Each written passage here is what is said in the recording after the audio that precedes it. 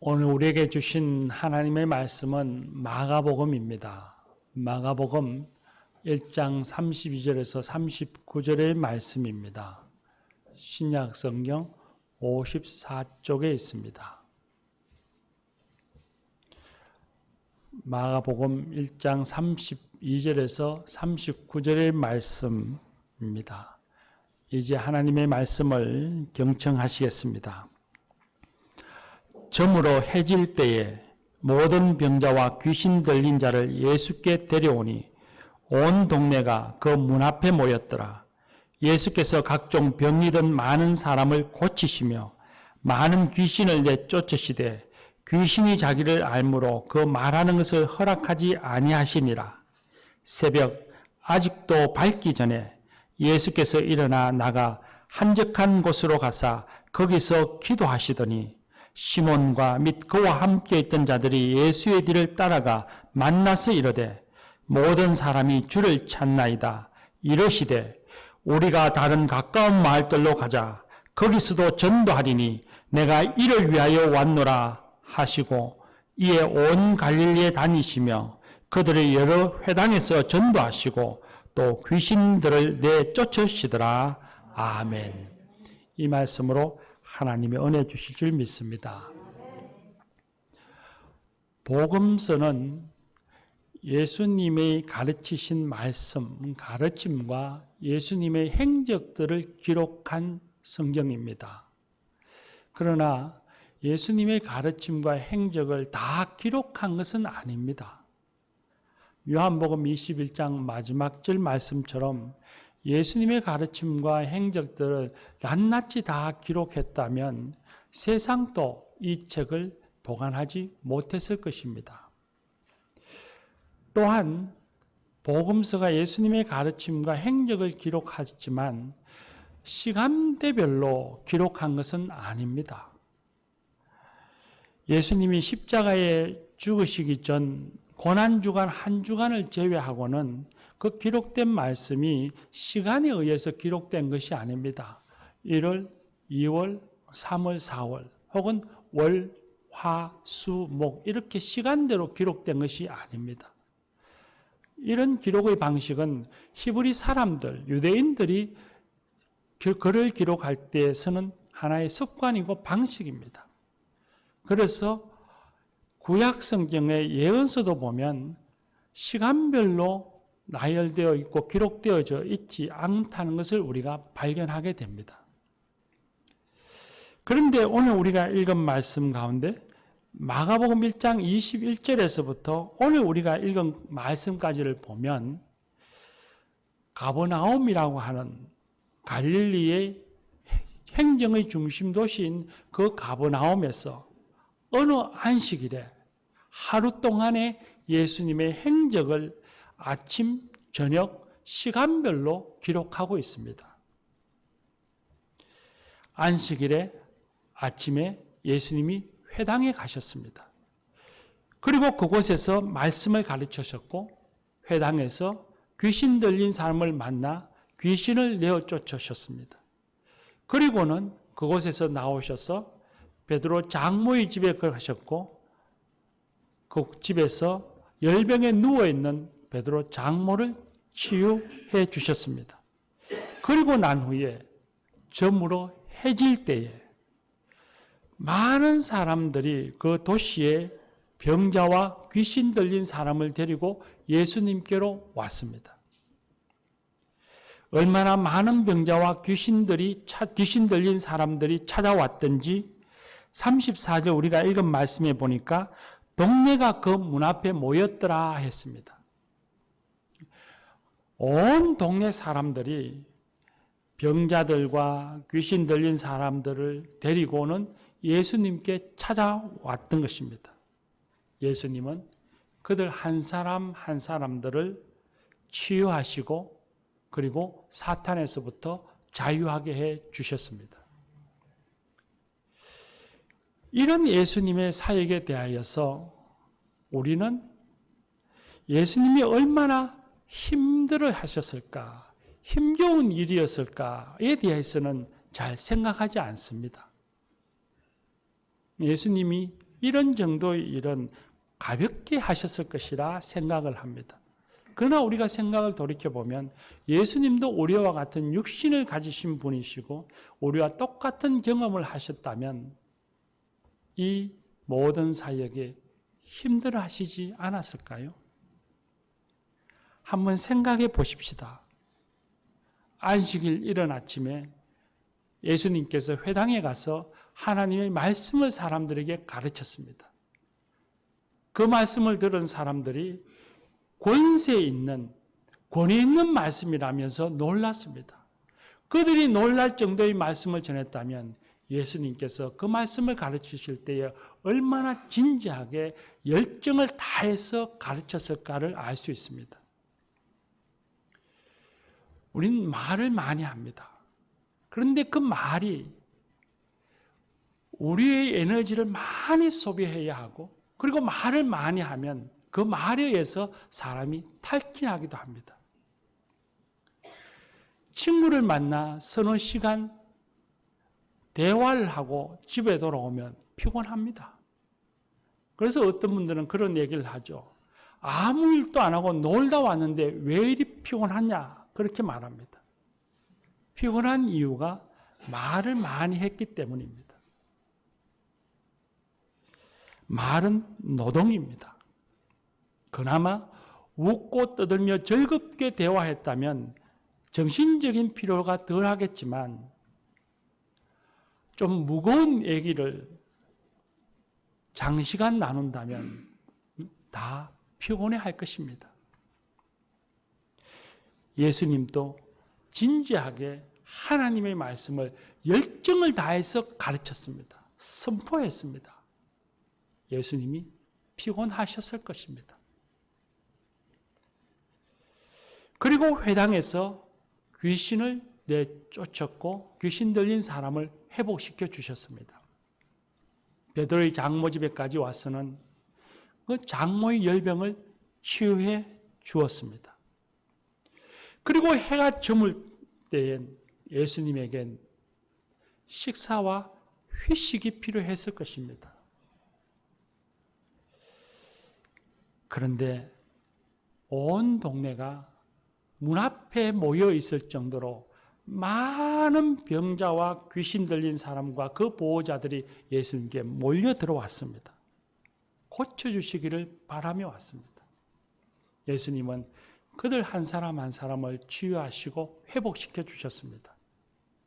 우리 생각에는 예수님이 그깟 일쯤이야, 식은 죽 먹기셨겠지라고 생각하기 쉽겠지만 성경에서 12년 동안 혈류증을 앓는 여인의 치유되어지는 그 광경, 장면을 보면 이 여인이 길을 가는 예수님의 겉옷의 옷단을 붙잡았을 때에 예수님의 능력이 나갔더라, 그렇게 말씀하십니다. 이 말씀으로 보건대 예수님이 병자를 치유하고 귀신 들린 자를 회복시켜 주는 것이 그저 식은 죽 먹기가 아니라 예수님이 온 마음과 온 힘을 다 기울여야 했다는 것을 알 수 있습니다. 아마도 예수님은 하루 일과가 마칠 때쯤엔 진이 다 빠졌을 것입니다. 하루 일과가 마치고 모든 병자를 치유하셨을 땐 육체적으로, 정신적으로 매우 피곤하셨을 겁니다. 예수님께서 일과를 마치신 후에 몇 시쯤 잠자리에 드셨을까요? 정확한 시간을 알 수는 없지만 정신없는 하루를 보내셨으니까 몸과 또 그 영혼에 휴식이 필요했을 것이고 그 피곤한 몸을 누이셨을 때는 아마 깊이 잠드셨을 겁니다. 고난잠을 주무셨을 거라 생각합니다. 그런데 예수님은 새벽, 아직도 날이 밝기 전에 미명에 고단한 몸을 이끌고 잠자리에 누우셨는데 그 미명에 일어나셨습니다. 일어나서는 한적한 곳, 아무도 사람이 다니지 않는 곳, 사람 없는 그곳에 홀로 가셔서 기도하셨습니다. 예수님께서 기도하실 때에 무엇을 기도하셨을까요? 몸이 온전히 다 회복되지 못했을 테니 하나님 힘을 주소서, 아버지 하나님께서 내게 맡기신 일을 다 하게 하소서 기도하셨을까요? 아니면 어제 저녁 치료해 주었던 사람들, 동네 사람들의 얼굴을 하나하나 떠올리면서 그들을 위해서 기도하셨을까요? 우리로서는 예수님의 그 기도의 내용과 기도의 깊이를 우리는 다 알 수 없습니다. 그런데 오늘 성경 말씀에 보면 놀라운 사실 하나는 발견할 수 있습니다. 분명 지난밤부터 온 에너지, 지칠 만한 에너지를 다 쏟아부으신 예수님께서 기도하신 후에는 새 힘을 얻으셨습니다.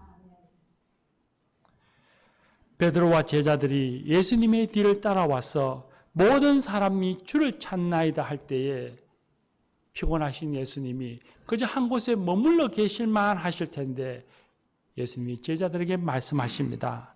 우리가 다른 마을로 가자. 거기서도 전도하리니 내가 이를 위하여 왔노라 하셨습니다.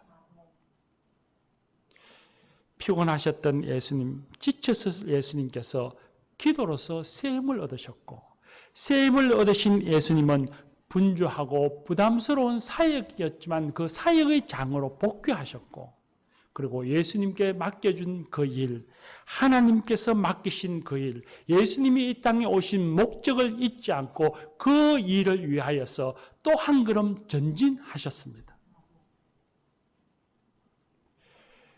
예수님, 메시아로서 주어져 있는 삶, 그 삶을 흔들림 없이 걸어갈 수 있었던 것은 기도가 있었기 때문이었습니다. 예수님에게 주어져 있는 가야 할 바의 길을 포기하지 않고 그 길이 고단하고 힘든 길이었지만 포기하지 않고 끝까지 걸어갈 수 있었던 것은 기도가 있었기 때문이었습니다. 사랑하는 교우 여러분, 예수님이 기도가 필요했다면 오늘 우리에겐 더 말할 나위가 없지 않겠습니까? 복음서를 보면 예수님이 기도하시는 장면이 여러 군데서 볼 수 있습니다. 누가복음은 특히 그렇습니다. 누가복음에만 예수님의 기도하시는 모습을 10곳이나 기록하고 있습니다. 마가복음 6장에 보면 예수님께서 오병이어의 기적을 일으키신 후에 제자들은 갈릴리 호수 건너편으로 보내시고는 홀로 산에 올라가셔서 기도하셨습니다.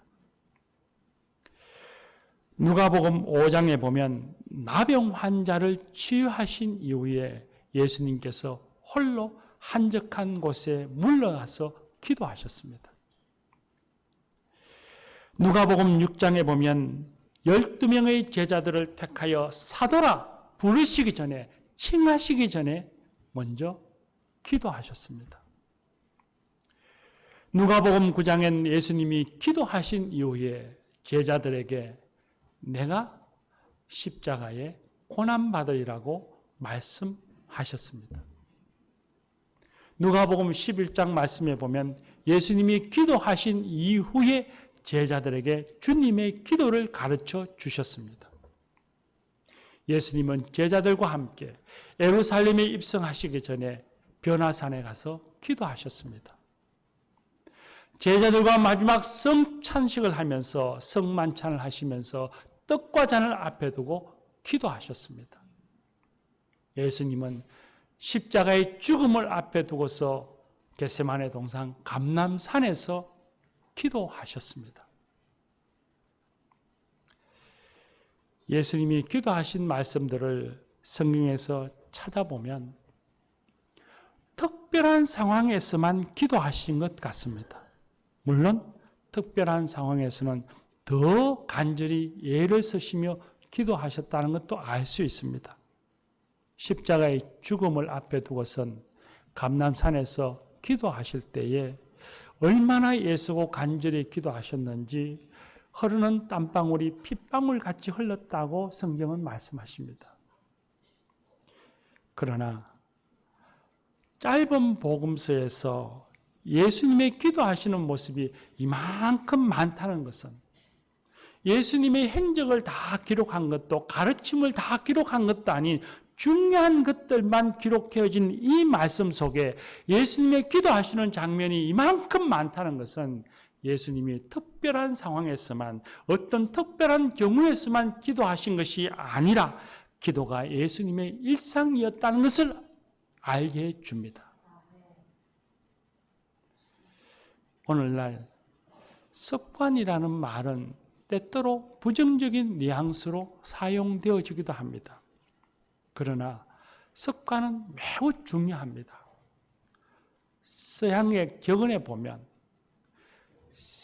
생각은 행동을 낳고 반복적인 행동은 습관을 낳고 습관은 성품을 변화시키고 성품은 그 사람의 운명을 결정짓는다 했습니다. 의미 있는 말이죠.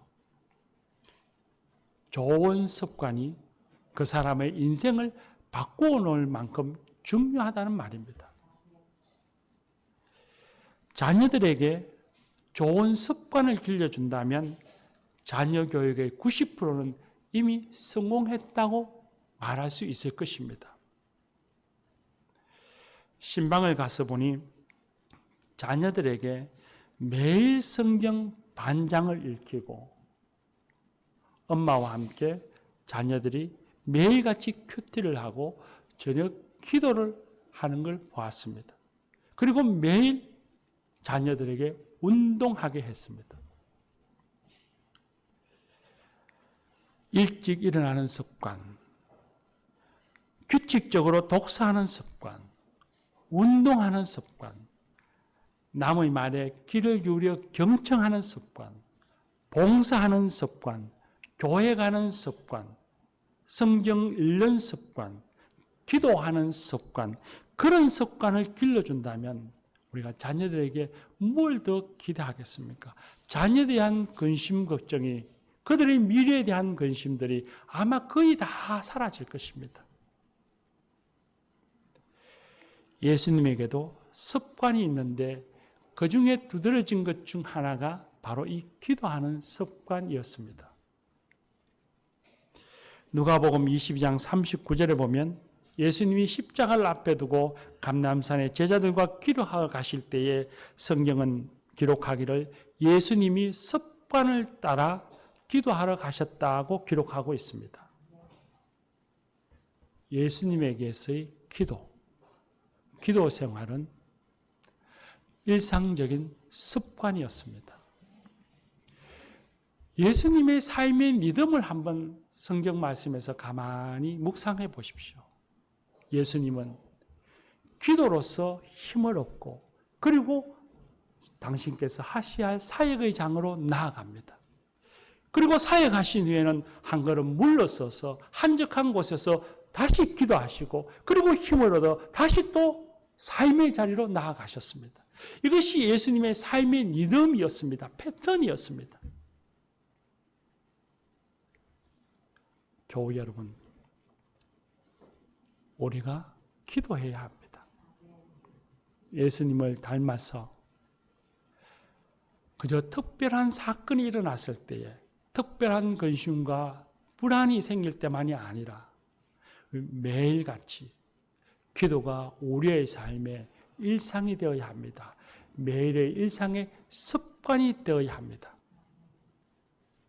우린 누구나 다 먹고 자고 일하는 삶의 리듬 패턴을 갖고 있습니다. 이 삶의 패턴에 기도가 삶의 한 축이 되어지고 중심이 되어야 합니다. 오늘 우리가 살아가는 현실을 보면 어려운 코로나 시국에 신앙생활 하기가 여의치 않고 신앙생활이 하기가 열악한 환경 속에 우리가 처해져 있습니다.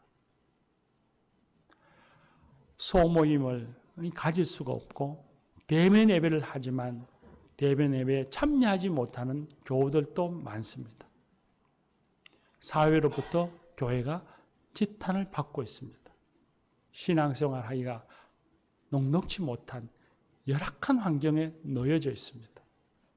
그러나 이럴 때일수록 우리가 만나서 함께 손을 잡고 통성으로 기도하지 못한다 할지라도 우리가 각자의 삶의 자리에서 각자의 처소에서 열심히 힘을 모아 기도해야 합니다.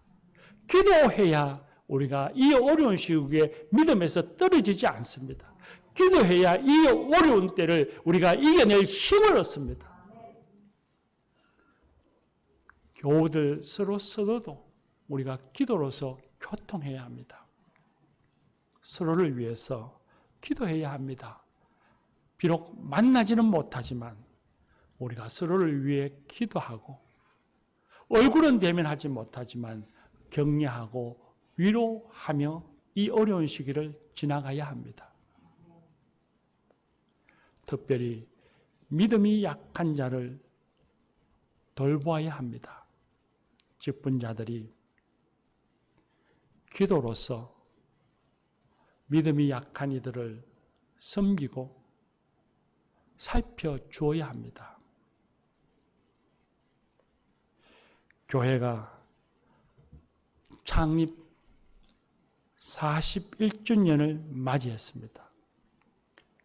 이제는 42주년 새날을 향해서 달려가고 있지만 교회가 나아갈 새로운 비전을 무엇을 해야 하는지를 제시하지 못할 정도로 우리는 지금 매우 어려운 상황에 놓여져 있습니다. 내일을 예측할 수 없는 그런 상황입니다. 이런 때에, 이 어려운 때에 교회가 비록 서로 만나서 힘을 모으지 못하더라도 각자의 처소에서 삶의 자리에서 우리가 마음을 모아서 함께 기도해야 합니다. 교회가 이 어려운 때를 잘 이겨낼 수 있도록 인내할 수 있도록 기도해야 합니다. 비록 어려운 시기지만 교회가 하나님이 맡기신 사역들을 잘 감당할 수 있도록 선한 열매 거둘 수 있도록 우리가 마음을 모아 기도해야 합니다. 코로나가 끝이 나면 새로운 상황이 닥쳐올 겁니다. 새로운 상황 속에 교회가 교회다운 모습을 가지고 하나님을 기쁘시게 하며 우리가 해야 할 복음 전하며 생명 살리는 일을 어떻게 할 것이며 무엇을 해야 할 것인지 예측할 수도 없는 이때에 우리가 기도해야 합니다. 함께 뜻을 모으고 마음을 모아 기도하며 하나님이여 우리가 무엇을 해야 되겠습니까? 어떻게 해야 되겠습니까? 기도하며 미래의 일을 위하여서 준비해야 합니다. 뜻과 마음을 모아야 합니다. 역사를 보면 평온할 때는 그 평안을 즐기다가 위기가 닥쳐오면 갑론을박 싸우는 공동체는 반드시 실패했습니다. 반면에 평온할 때는 치열하게 논쟁하고 위기가 닥쳐왔을 때는 한마음 한뜻이 되어서 그 위기를 헤쳐나가는 공동체가 성공했습니다. 지금은 위기입니다. 교회도 교회로서의 본연의 모습을 가지기가 어려운 때고 성도 한 사람 한 사람도 신앙생활이 열악한 환경에 놓여져 있는 위기입니다. 이럴 때에 교회가 온 성도들이 각자의 삶의 자리에서 기도로서 우리가 마음을 모으고 뜻을 모아야 합니다. 그럴 때에 이 위기가 우리에겐 내일의 기회가 될 수 있습니다. 교우 여러분, 가정에서, 직장에서 지치지 않고 힘차게, 당당하게 그리스도인답게 살고자 원하십니까? 힘들고 어려운 인생길에 낙심하지 않고 넘어지지 않고 포기하지 않고 성공하기를 원하십니까? 교회에서 맡겨진 사역 잘 감당하고 선한 열매 거두기를 원하십니까? 신앙의 양심에 부끄럽지 않는 멋있는 그리스도인이 되기를 원하십니까? 자신의 삶에서 하나님의 도움의 손길을 느끼며 살아가기를 원하십니까? 진정 내 인생에 하나님의 손길이 절실하다고 필요하다고 느끼십니까? 소망하고 원하시는 줄 믿습니다. 기도하십시다. 기도함으로써 하나님의 도우심을 얻고 힘을 얻습니다. 기도함으로써 어떤 난관과 마주쳐도 넘어지지 않고 지치지 않고 포기하지 않고 낙심하지 않고 온전히 걸어갈 수 있습니다. 성공할 수 있습니다. 승리할 수 있습니다. 기도하면 그리스도인다운 삶을 살아갈 수 있습니다. 기도하면 우리와 함께 하시며 우리를 선한 길로 인도하시는 하나님의 사랑의 손길, 권능의 손길을 우리가 느낄 수 있습니다. 우리나라 여성 카피라이터 1호이며 또 우리 봉사단체인 컴패션의 이사로 봉사하기도 하고 또 오디오 드라마 성경 읽기를 제작했던 문혜란 권사님이 오래전에 쓴 출근하는 그리스도인이라는 책에 보면 그 책은 이 권사님이 자기의 자서전처럼 쓴 책입니다. 그 책에 자신의 삶의 간증이 담겨 있습니다. 그분이 그 책에 그런 얘기를 했습니다. 자신이 제일기획에서 직장인으로 근무하고 독립에서 광고회사 CEO로 일할 때에 광고권 하나를 따기 위해서 프레젠테이션을 준비할 때의 그 불안함, 그리고 실패했을 때의 그 상실감, 그리고 가정과 회사의 일로서 지치고 쓰러질 때에 정말 포기하고 싶을 그때에 자신을 붙잡아 주었던 것은 기도였다고 말합니다. 그 기도가 자신을 이끌었고 포기하지 않게 했고 주님의 사람으로 바른 길을 가게 했고 선한 열매를 거두게 했고 좋은 사람을 만나게 해 주었다고 간증하고 있습니다. 일을 할 땐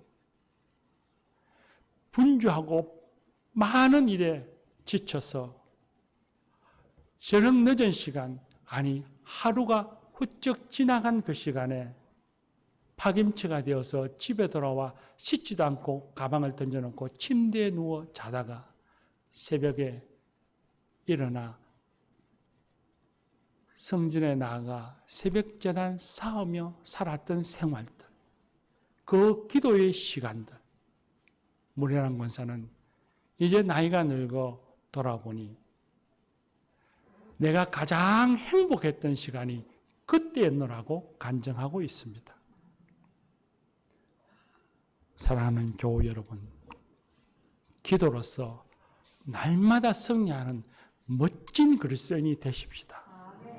기도로서 하나님께 힘을 얻어 가야 할 바의 길을 지치지 않고 포기하지 않고 끝까지 걸어가는 저와 여러분, 우리 교회가 되십시다. 기도합시다.